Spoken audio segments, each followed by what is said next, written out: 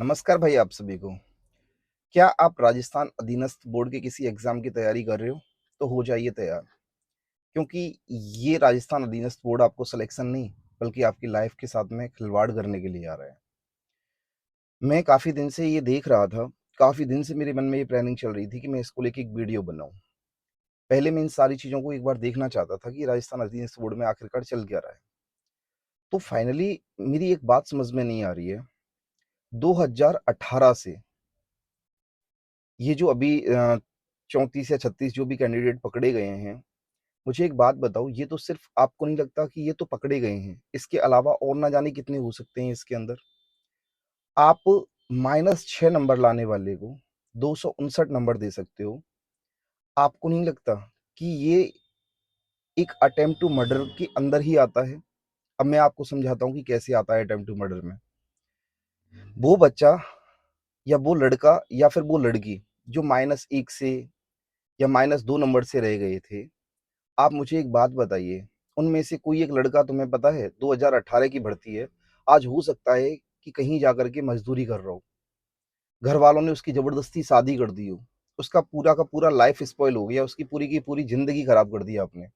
एक ऐसी बच्ची जिसके पास में एक अंतिम मौका था उस तैयारी को करने का, जो -1 से रह गई थी। उसके बाद उसके घर वालों ने शादी कर दी और वो एक हाउस वाइफ़ बन के रह गई है। सिर्फ़ ये कह देना कि हम जाँच का विषय है, हम इस पे जाँच कर रहे हैं, जाँच अपने आप में सिर्फ़ ये कह देने से चीज़ें सही थोड़ी ना हो जाती हैं यार। अगर यही चीज़ किसी आम इंसान ने की होती ना, तो आप उसके ऊपर पता नहीं कौन-कौन सी धाराएँ लगा देते। लेकिन क्योंकि आप सिस्टम का हिस्सा हो, आप सिस्टम में हो, तो आपके ऊपर कोई सवाल खड़ा नहीं कर सकता। आपसे कोई कुछ कह नहीं सकता। सरकार भले ही कोई भी रही हो, चाहे बीजेपी रही हो, चाहे फिर वो कांग्रेस रही हो, हर सरकार ने बच्चे के साथ में ये शोषण करने का ना एक बीड़ा उठा लिया है कि भाई हमें बच्चों से कुछ नहीं करना, हमें बच्चों की लाइफ़ स्पॉइल करनी है। आप उस परिवार से पूछिए जो कर्जा लेकर के अपने बच्चों को पढ़ने के लिए भेजता है, और जब कर्जा लेके पढ़ने के लिए भेजता है तो उसके पास ये उम्मीद होती है कि इस बार उसका बच्चा सिलेक्शन लेके आएगा। उस बच्चे को ये उम्मीद होती है कि मैं इस बार सिलेक्शन लेके जाऊंगा। लेकिन आप क्या करते हो?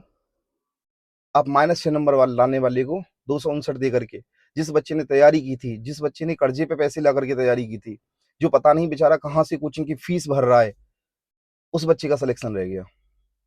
उसकी पूरी जिंदगी खराब हो गई। तो आपको, सभी हम टीचर्स को, स्टूडेंट्स को इसकी ज़िम्मेदारी खुद लेनी पड़ेगी।